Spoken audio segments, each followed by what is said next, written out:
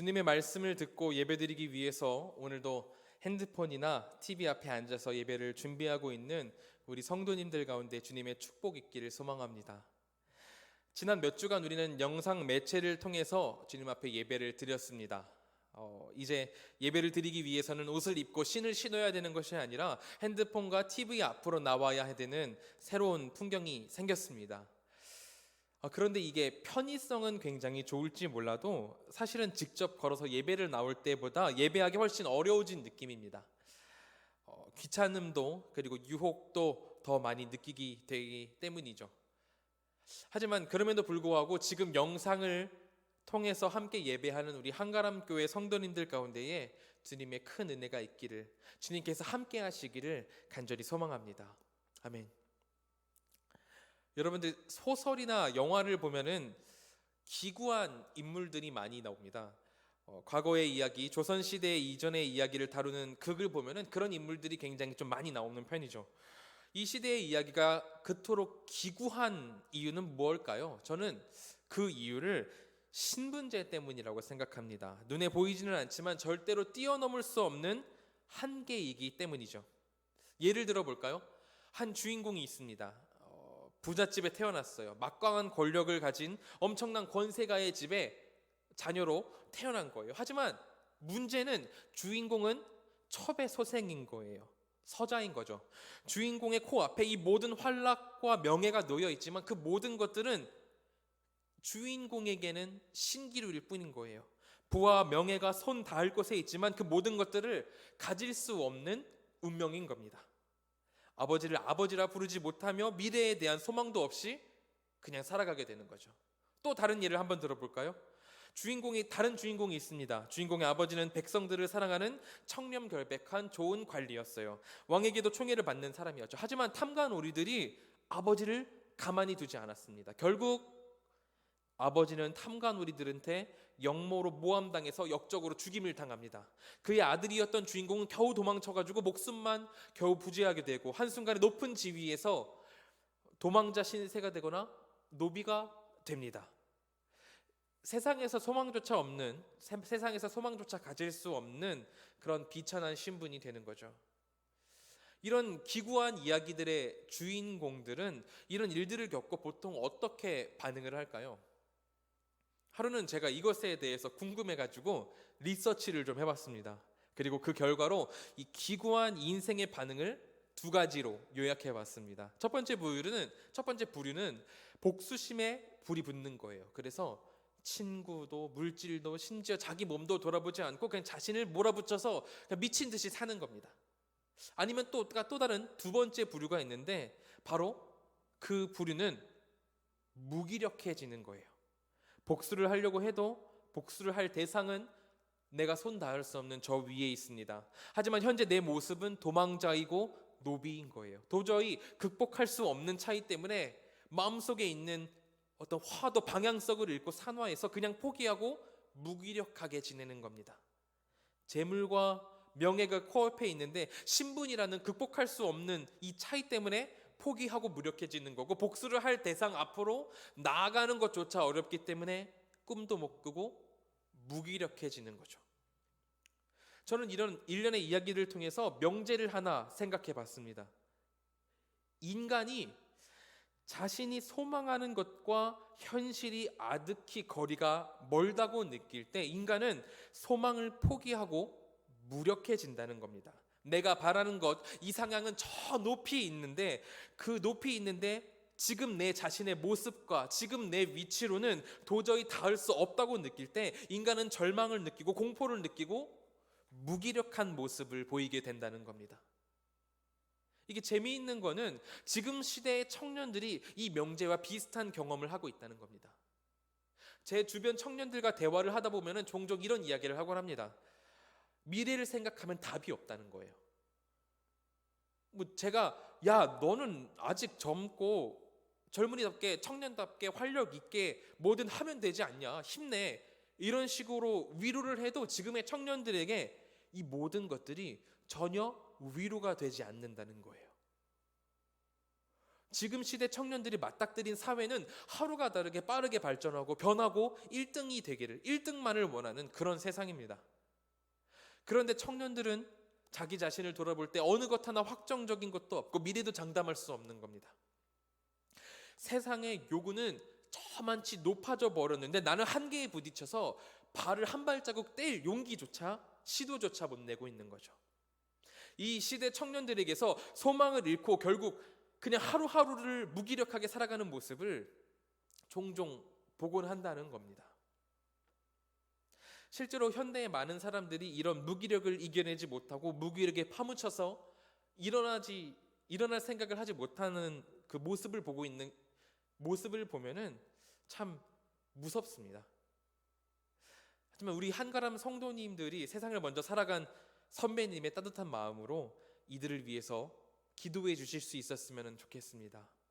답 없는 미래에 대한 공포감에 파묻혀서 무기력하게 지내는 것이 아니라 하나님께서 주시는 아침마다 새롭고 늘 새로운 그 은혜가 이 시대의 청년들과 함께하기를 같이 기도해 주시기 바랍니다.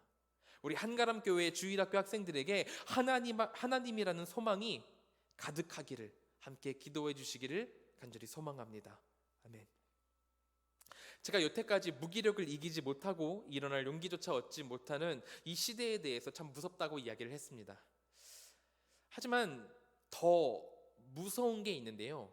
더 무서운 것은 이 무기력함이 남녀노소를 가리지 않고 우리의 신앙 영역 가운데도 일어날 수 있다는 것입니다. 하나님은 저 위에 거룩하신데 나는 계속해서 죄를 짓고 타락한 모습을 가지고 있어요. 설교 말씀은 계속해서 하나님을 찾으라고 말하는데 나의 삶과 무슨 연관이 있는지 모르겠어요. 말씀이 꿀송이보다 달다고 하고 예배 가운데서 충만한 기쁨을 누린다고 사람들은 얘기를 하는데 그 모든 게 나하고는 괴리가 있는 거예요. 상관이 없어 보이는 거예요.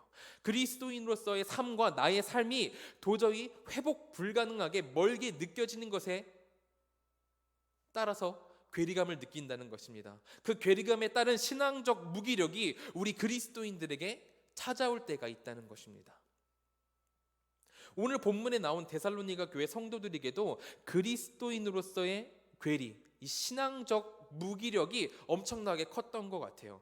데살로니가전서 4장 3절에서 7절의 말씀입니다. 제가 읽겠습니다. 하나님의 뜻은 이것이니 너희의 거룩함이라. 곧 음란을 버리고 각각 거룩함과 존귀함으로 자기의 아내 대할 줄을 알고 하나님을 모르는 이방인과 같이 세욕을 따르지 말고 이 일에 분수를 넘어서 형제를 해하지 말라. 이는 우리가 너희에게 미리 말하고 증언한 것과 같이 이 모든 일에 주께서 신원하여 주심이라.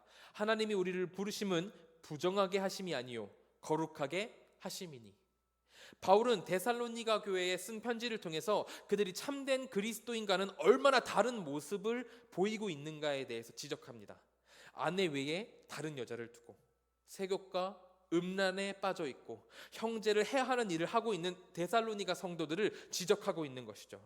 데살로니가 교회의 성도들이 이럴 수밖에 없는 게 이 데살로니가라는 교회, 이 도시 자체가 군사적이나 경제적으로 굉장히 중요한 곳에 위치해 있었습니다. 엄청나게 큰 도시였고 매우 문란하고 성적인 종교가 성행하던 곳이었습니다. 이곳을 지배하는 문화 자체가 매우 문란하고 악했던 거죠. 그래서 이 데살로니가 교회 성도들은 하나님을 믿는다고, 예수님을 믿는다고 말하면서도 그 자신이 가지고 있던 원래 살던 문화를 버리지 못하고 그 문화를 계속해서 따라가고 있었던 겁니다. 바울은 그럼에도 불구하고 이런 도시에 예수 그리스도를 담대하게 전했습니다. 그러자 종교심이 높았던 부인들을 중심으로 예수 그리스도를 믿겠다고 하는 사람들이 나오기 시작했고 그 공동체가 모이기 시작한 게 바로 데살로니가 교회입니다. 하지만 바울이 겨우 몇 개월 데살로니가에서 사역했을 때쯤 그 유대인들은 바울이 예수 그리스도를 전하는 것이 매우 못마땅했습니다.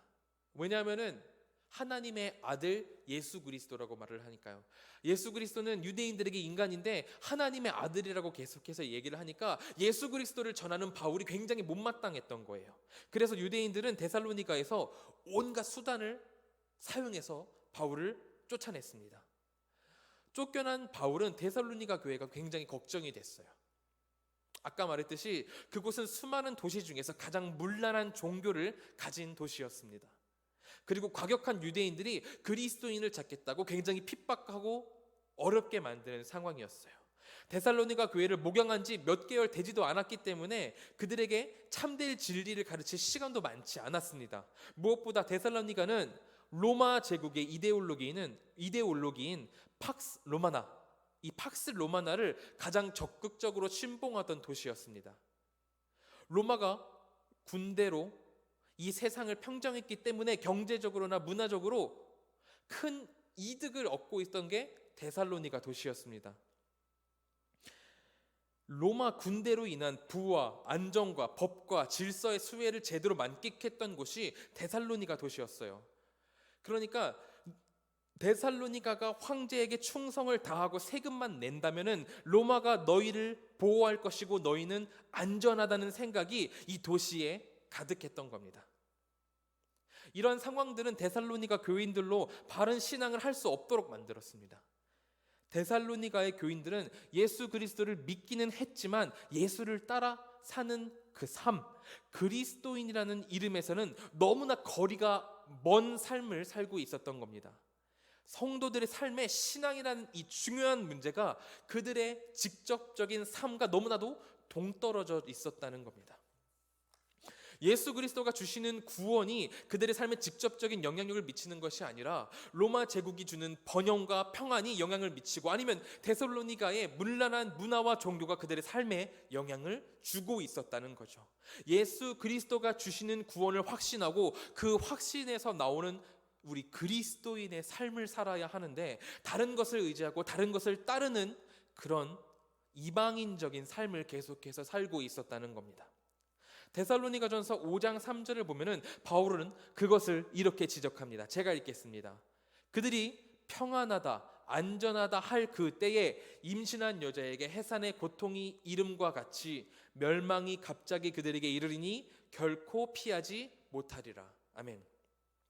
그들이 평안하다, 안전하다 한다라고 얘기를 했는데, 여기서 이 그들은 무엇을 말하냐면 로마 제국과 데살로니가를 지배하는 문화와 종교들을 말합니다. 로마 제국과 문화와 종교들이 데살로니가 교회에게 말하는 거예요. 야, 우리의 길을 따라. 야, 우리의 방법을 따라. 우리의 방법을 따르면은 우리가 너에게 평안과 안정을 줄게. 이런 식으로 그리스도인들을 유혹하고 있었던 거죠. 지금 현대에서도 이것은 마찬가지입니다. 본문의 시대에는 로마 제국과 데살로니가를 지배하는 문화와 종교가 자신들의 방법을 따르면 평안과 안전이 있을 거라고 얘기를 하지만, 지금 시대에서는 세상이 말하는 방식, 빠르게 변화해야 되고 무조건 1등을 해야 되고 효율적이고 효과적인 방법들을 따르면은, 그 방법들인 자신들을 따르면 평안하고 안전할 수 있다라고 우리를 유혹하는다는 겁니다. 이런 유혹에 빠져서 하나님이 주신 방법으로 살지 않고 세상의 방법으로 살아갈 때, 그 세상의 방법을 선택할 때 우리는 신앙적인 무기력에 빠지게 되는 거죠. 이런 신앙적 무기력에 빠지게 되면은 신앙에 관련된 모든 것들이 덧없어집니다. 공동체가 함께 나누는 기도가 의미가 없어져요. 예전에 한 자매를 본 적이 있는데, 이 자매가 굉장히 신앙이 좋은 분이었어요. 전도사님이 남자친구였고 선교도 다녀오고 예배 때마다 누구보다 기쁘게 찬양하고 말씀을 듣는 그런 자매였어요. 그런데 어느 날 이 자매가 세상이 말하는 기준, 세상이 말하는 방법에 덜컥 겁이 먹은 거예요. 그 이후로 그 자매는 너무나도 짧은 시간에 하나님과의 거리가 멀어졌습니다. 신앙생활의 모든 것이 덧없어졌어요. 신앙적 무기력에 이르자마자 그녀의 모든 신앙적인 것들이 덧없어졌다는 거예요. 공동체가 그녀를 위해서 함께 기도했습니다. 그리고 누구누구 자매님, 우리가 널 위해 기도할게 라고 위로를 했어요. 그랬더니 그 자매가 이렇게 말을 하는 거예요. 아니요, 그런 걸로 나를 위로하지 마세요. 기도로 해결이 안 돼요. 여러분, 제가 이 말을 듣는데 굉장히 소름이 끼쳤습니다. 그녀의 신앙이 무기력해지니까 그녀가 여태까지 해왔던 그 찬양이, 그리고 공동체가 함께하는 중보가 다 덧없어지는 거예요. 신앙인의 중심을 채우는 것들이 덧없어져서 다 날아가 버리면은 자연스럽게 세상적인 것들이 그 빈자리를 채우기 시작합니다. 세상에 말하는 평안과 안정을 위해서 세상이 요구하는 그 모든 것들을 충족시키기 시작합니다. 오늘 본문을 통해서 바울은 데살로니가 교회의 성도들의 이러한 모습을 지적하고 있는 거죠. 세상이 너희에게 평안하다, 안전하다 할 때, 방심하고 있을 때에 임신한 여자에게 해산의 고통이 누구도 알 수 없을 때 갑작스럽게 이름과 같이 멸망이 아무도 알지 못하는 때에 이를 것이다. 그리고 이 멸망을 아무도 피하지 못할 것이다. 세상은 자신들의 방법을 따르면 평안하고 안전하다고 말하지만 하나님의 마지막 때에 종말은 아무도 알지 못하는 때에 이를 것이고, 세상의 방법을 따라 평안하다, 안전하다 했던 자들은 모두 심판을 받을 것이라, 심판을 받게 될 것이다, 이렇게 말을 하고 있는 겁니다.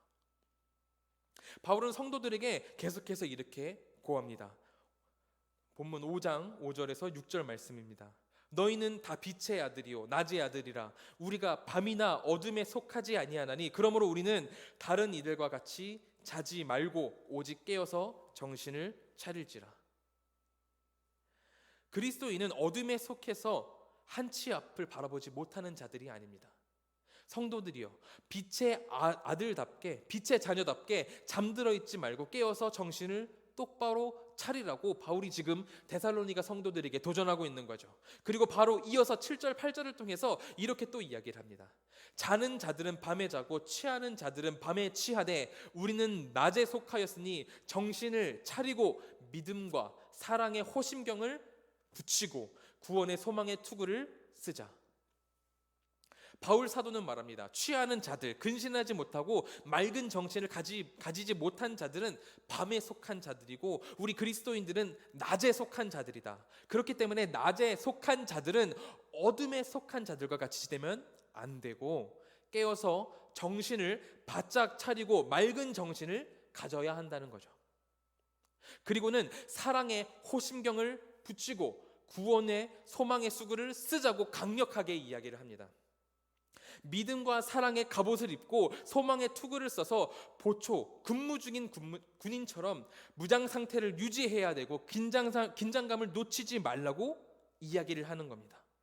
세상의 기준과 방법을 따르고 그에 따라 영적 무기력에 빠져서 그리스도인답게 살지 못하는 데살로니가 성도에게 전쟁을 준비하는 군인처럼 너희들의 영적인 상태를 긴장감 있게 준비하라고 도전하고 있는 겁니다. 여러분, 이런 연구 결과가 있다고 해요. 미국 콜롬비아 대학교의 신경과학자 다니엘 월퍼트라는 박사님이 있는데, 이 박사님이 사람의 뇌가 이렇게까지 발달한 이유가 무엇인가에 대해서 연구를 했답니다. 그리고 그는 사람의 뇌에 대해서 이런 결과를 도출했습니다.